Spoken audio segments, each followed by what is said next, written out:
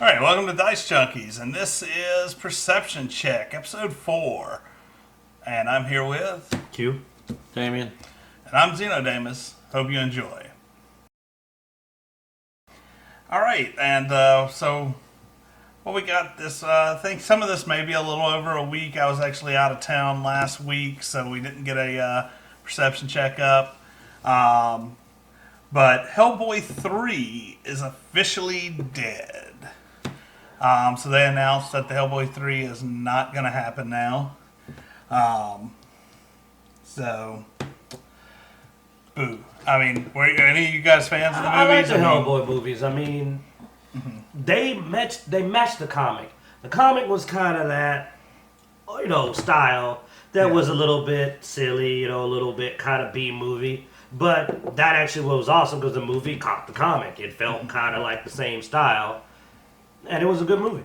And it's a shame we're not getting a third one. Yeah, I enjoyed both of the movies thoroughly. Of course, John Hurt's dead now, who played the I guess Hellboy's adopted father. But I think he died in the movie. He died in the movie anyway. So yeah, that's not really a big deal as far as the third one coming on. I just don't think they had quite enough of a want for it. I thought it would have been awesome. I've seen worse movies made. That's why I'm annoyed. It's like we get such trash in the theater these days, but you can't get the stuff that actually is kind of interesting. I never really cared much for the Hellboy movies, but I understood that there was a following for Hellboy, and I mean, there's definitely nothing wrong with it. The first one I watched, I liked some of the cinematics for it, the graphics and all that good stuff in there. I just didn't really. I mean, I never really cared for the storyline, pretty much. It just wasn't my thing. Well, I wasn't even a big fan of the comic, but the movies actually, I like the movies more than the comic. Yeah. Like, actually, the comic, I was like, oh, okay, but the movies, I was like, Well, this is funny. I mean, Ron Perlman did a wonderful job of portraying Hellboy. Well, it's Ron Perlman. Yeah, I mean, you almost can't go wrong with Ron Perlman. Yeah. That's why we need Ron Perlman for the next Deadpool movie. He is the perfect Nathan Summers. Ooh, damn. He would make a good Cable. Mm-hmm. Well done, man. All right. Shoot it to Ryan Reynolds, man. He takes this crap serious. There has been several mentions of it online. It doesn't seem like Ron Perlman, I think, even put up pictures of it, going, "Yeah, I do it," Hey, we don't know. Maybe. Yeah. Oh, well, yeah. Maybe. We still don't know for sure who is actually going to be Cable. So. Damn, he would be a good Cable. Sorry, man. You threw off the whole show. I just saw the outfit. I was like, oh, hell yeah. Let's see. Next on the list is the Middle-earth Shadow of War trailer was released, which is the second in the Middle-earth series. I actually really enjoyed the first one, so I'm happy to see that there is a second one coming out. I will definitely grab that one up. What about you guys? I enjoyed watching you play it. Not my kind of game. Well, yeah, I know the type of action it was and stuff. It worked better with a controller, in my opinion. And I know you're not a big controller person at all. I'm not normally, but I'm willing to go there when that is the better setup for control. Yeah. But the game looked really good. The storyline looked pretty solid.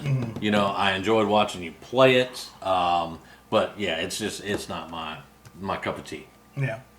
Anything? It came with a ringing endorsement from a very close friend of mine, the first game, which means I expect the second game to be really good. Yeah. Like I said, if there was one con, and it's not even really a con for me, it's just if I tried to find anything I could say about it, is I don't like prequels, and therefore I don't like any game that also follows that same formula being set in a timeline where it's really hot. I love the Force Awakens games with Starkiller, but that stuff couldn't have happened at the same time. It just didn't fit in the story. Same thing here. I worry about how they're going to do this story because clearly it's going to have to not fight the main books. But for what I've heard, they've been doing a great job, so I probably have an unfounded fear. Mechanics-wise is what I really enjoyed about this. They had a really cool hero system, and you had the villains would have these like montages whenever they'd show up. The boss would be like, they. I heard it could get real personal too. It was really cool. You really get to I hate you in the face.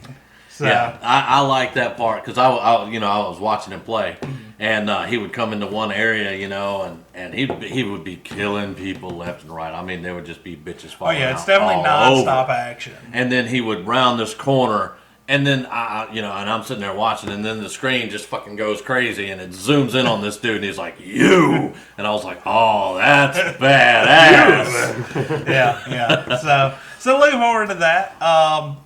Now this is a little off our beat a little bit, but it came up. It was amusing to me, so I put it on the list. Vogue's Yellow Face.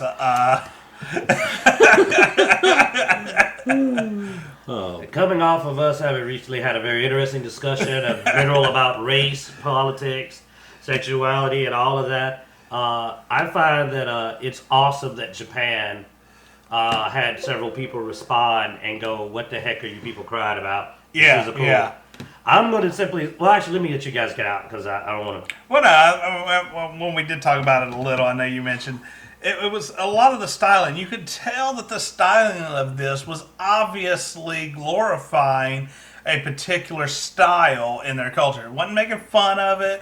They didn't paint the faces yellow. I mean, it was people were yelling the yellow face, but they took the geisha culture, kimono, the white makeup, stuff like that, and did a fashion suit on that. Well, like I told y'all, here would have been yellowface. You know what yellowface would have been? Them sticking like buck teeth in her mouth, big goggle glasses, pulling the eyes apart. Pulling the eyes. That would have been yellowface. Yeah. Here's the thing. I'm gonna tell you guys a little secret out there, you JWs and JWs. Vogue is a fashion magazine that does photo shoots. They wear this thing called costumes in their photo shoot. This is not an offensive costume. They're not dressed offensively. It's beautiful. I'm looking at it. Some interesting shots. It's a photo shoot. There is an example. You need to at least be able to look at something and tell when somebody's going, which is a tribute to this culture, and when somebody is going, ha ha ha, and doing stereotypes. There's no stereotypes here. Because they don't dress like that now. That's their ancient culture. I guess if somebody dressed up like a Spartan, they're making fun of Greeks. I mean, And being this is a photo shoot for a magazine, I'm not going to link any of these pictures in the video because I don't want any claims of copyright or anything like that. We will put a link down in the description below where you guys can go and you can click on it and it goes to the article and you can see some of the pictures and stuff for the Vogue shoot. So, Scarlett Johansson, Ghost in the Shell, Tilda Swinton, the ancient one. Vogue, a photo shoot. Yeah, I mean, the first two you mentioned are a lot closer to being insensitive than the others. Well, that's actually that weird casting thing. Here's the thing. There's this thing, and I'll probably butcher it, but it's where emulation is like the greatest compliment. Yeah, basically. Well, no, now we're talking about culture here too, and that is actually, I think, a lot of China and Japan culture is they actually do like imitation. Yeah. So, I can't exactly agree with them on the movie things, but that's another subject. That's whitewashing, is what they call that. I know that's exactly what they call it, Yeah. and it just pisses me off because they're just being stupid little cunts. But I can't stand it. I mean, there's so many other issues to worry about other than Scarlett Johansson playing in a fucking movie. Well, I think they're having the wrong problem with it. I don't think it's a racist issue. I just think it's terrible casting because I like sticking to the original. Yeah, you can ask Zeno. I didn't like Tilda Swinton being in Doctor Strange.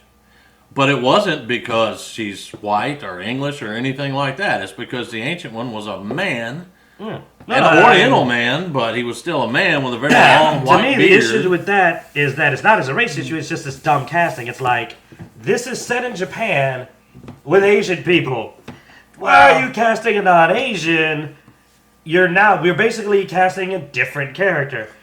You're not trying to stay close to the original. Ghost in the Shell is also a robot, but True, but you gotta say, like, I just like sticking to the original, just like Peter Parker's white. I don't want to see a black Peter Parker. I'd rather see a black Miles Morales. Here's my thing, and this is probably a little insensitive of me, and I really don't care. If you look at movies, You're joking, right? No, I don't care. If you look at movies in other countries, you know, they often use locals that are not particularly of the same race cast in their movie to portray someone else. It's because, you know what? You want a Japanese person in Ghost in the Shell? I'm sure Japan could make the movie and cast a Japanese person. That's a good idea. But this was casted in America. Now, we have a wide culture, and they could have gotten somebody of Japanese descent in America easily. I mean, we have one of the largest diversities as far as countries There's a lot of very talented Asian actors. Yeah. So that is a little... They could have got Jackie Chan. But I'm not offended by it. Whatever. They do what they want. If the movie's good, that's what I'm going to look at. Not who act. Well, no, like I said, they shouldn't be playing the race card. The complaint of the fans should be. But anyway, we've gotten way off a topic. Yeah, this was about a Vogue photo shoot. We're talking Ghost in the Shell and Doctor Strange.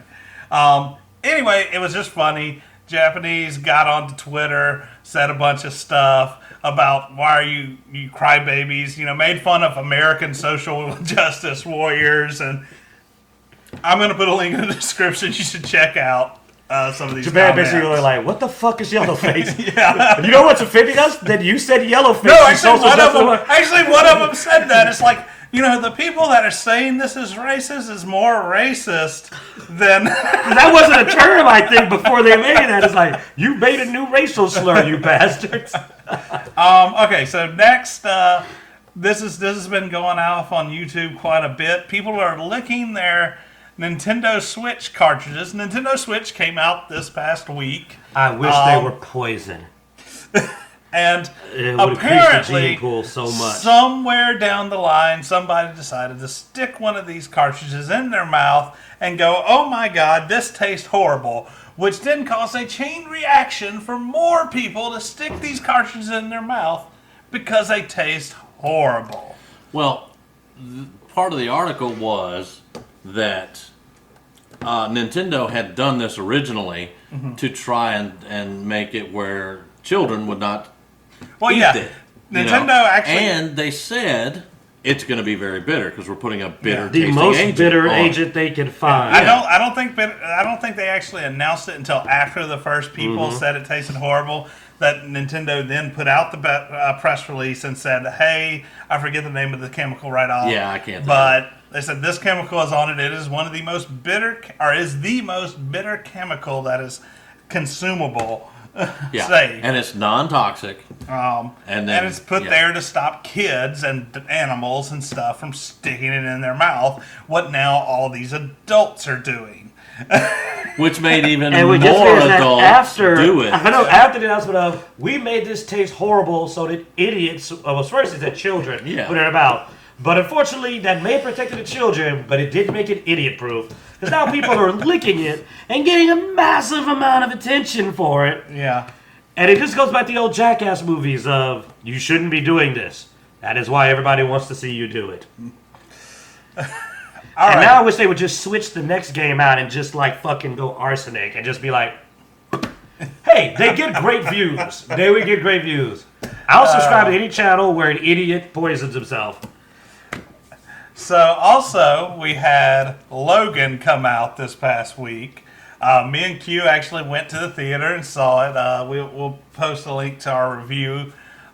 We did a spoiler free and a spoiler edition. But it's out, so if you're interested in that, you should definitely go check it out. By the way, I found it completely interesting that on those two videos, the video with the spoilers got way more views than No, actually, so with the YouTube, it has analytics and it breaks down like searches, and most of the searches are Logan spoilers. You know, this is what. Well, it's because a lot of people want to know after getting burned with the last X-Men movie if it's worth going to see or what happened. I can understand that. Yes, because it can make or break a movie if it has a terrible story. Yeah. So you actually, there's some people probably went to see it after getting spoilers, going like, "Oh, okay, I thought they were gonna f this all Well, up." honestly, that movie to me, the trailer spoiled it enough. I could go and look at spoilers, and the movie wouldn't be any worse because honestly, well, I'm not going to go into it. We went into it. We got a review, but basically everything we thought was going to happen happened. Links below. So next we have YouTube TV. Now, Philip DeFranco actually broke the news on this one. Apparently, YouTube had contacted him, let him in on a lot of this. But YouTube is coming out with a TV service where you will be able to subscribe to certain channels and have a package through YouTube. It also is going to include a DVR service, so you can actually get your shows and watch them at any time. Unlike a lot of the DVRs, I think once you've DVR'd it, it's there forever. Like you can always watch it. Oh, cool. So that's sort of cool. Mm-hmm. I like the idea of it because the current cable companies will be neutral here. The current cable companies are a waste of money and completely pointless. They overcharge, the service is crap, the customer service is crap, and they're not worth the money. Because I watch like 4 channels. Mm-hmm. Oh, dude. I would much rather be able to pick my 4 channels, pay a reasonable price, not have to wait on all these dang texts and all that, just avoid that whole headache. You did see what he did there, right? His 4chan. Yeah. Okay.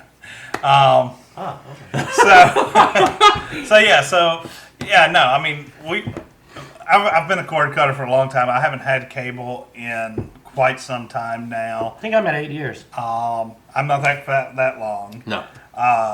But the idea is if I can't get it on Netflix, Hulu, Amazon, YouTube, Crunchyroll, Funimation. I mean, I subscribe to a lot of services, but I refuse to subscribe to cable. Yeah. So this may actually get me where I'm like, okay, I'll even like there's about 10 channels that I think I AMC. I'd love to get back into The Walking Dead because it's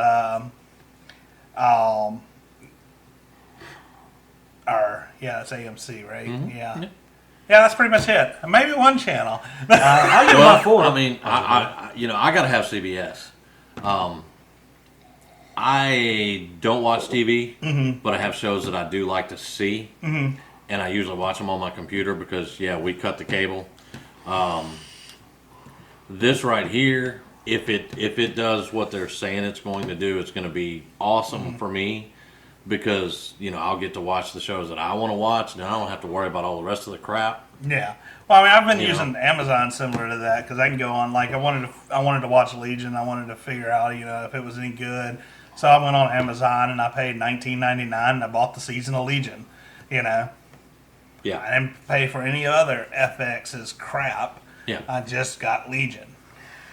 I'll say 2 points. One, I'm like you. I have multiple subscriptions and I still pay less than I paid for cable. It's cheaper to have Netflix, Hulu, plus 2 or 3 other subscriptions. Yeah. Oh yeah. But 2, I was just going to give my 4 channels. I mean, I watch Sci-Fi Network. When I had cable, I watched Sci-Fi Network, Comedy Central, like Cartoon Network, and I don't even remember the 4th one. So there you go. I was just sitting here going like, there was something that had another channel that had anime on it that I watched, and that was about it. And I was paying like huge amounts of money. Well, I mean, me and for you 4 both. channels that I didn't even watch constantly. Yeah, me and you both know how the cable company puts that stuff together. Oh yeah. So. All right, let's roll this on real quick. So we also have Emma Watson's boobs. Photo shoot.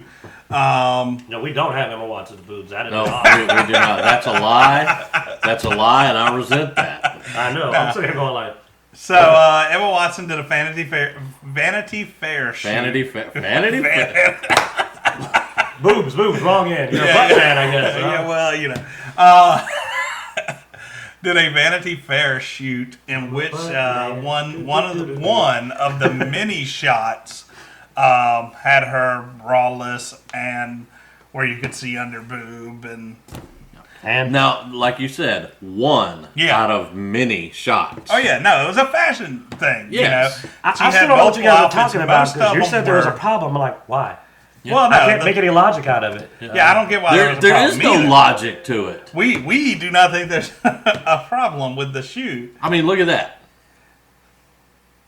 But the one shot is, which I'll show Q here real quick. Once again, I'll put this link in the description because I don't know if I like that hairstyle. I don't want to get any copyright infringements here. There we go. Wait, that? I thought it was way riskier than that. Really? Jesus, people, go find some porn on the internet. So the biggest movement was from a lot of feminists because she is, I think she's. I've seen milk commercials. She's an that are outspoken feminist. Yeah, she's outspoken feminist. She's also some kind of foreign. She's the UN ambassador. Yeah, ambassador. And so they said, oh, well, that's not something that she should do. Which to me sort of pisses me off because the whole feminist thing is they keep saying we should be able to do what we want to do with our bodies and show off, what we want and blah, blah, blah. And yet she goes and do it and it's like, no, that's not feminist enough. It's not tacky. No. I thought it was going to be some Playboy nipple shot with their crotch out. That's just has anyone ever seen Art, the Venus? It's an artsy picture that has a little bit of skin in it. That ain't even that sexy to me. I'm actually not impressed at all. I was hoping for something way hotter. That ain't even that hot to me. I'm just like, oh. She's not even making like a O face. She's sitting there like this, and she's got a vest that just kind of leaves a little side boob. I'm like, oh, a little risque. I'm not impressed. That wasn't a sexual picture to me. But yeah, so anyway, that went out there. A lot of people got pissed off. I think it's stupid. We all think it's stupid here. I was hoping for a lot more. I'm disappointed. I was really I was going to get something. Last thing on our list, let's run this through real quick, is Spaces. Google Spaces is shutting down. Now, this isn't uncommon for Google apps that don't get a lot of attention, though this one sort of hit close to home because we use Google Spaces as that's how we gathered our, as he found something in the news and he found something in the news, we all threw it into a single space, and that's how we did our shows. So, damn you, Google. Damn you. Damn you.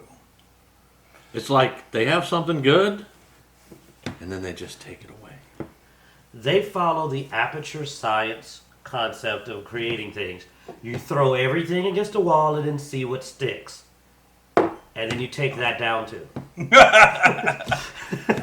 So, if anybody knows of a good replacement for Spaces, please leave a comment in the comment section below. Yes. And thanks for watching, guys. This was Perception Check episode 4. And be sure to check the description below for all of our links. Facebook, Patreon, Google+, Twitter. As well as be sure to like and subscribe. All right, guys. Have a good one.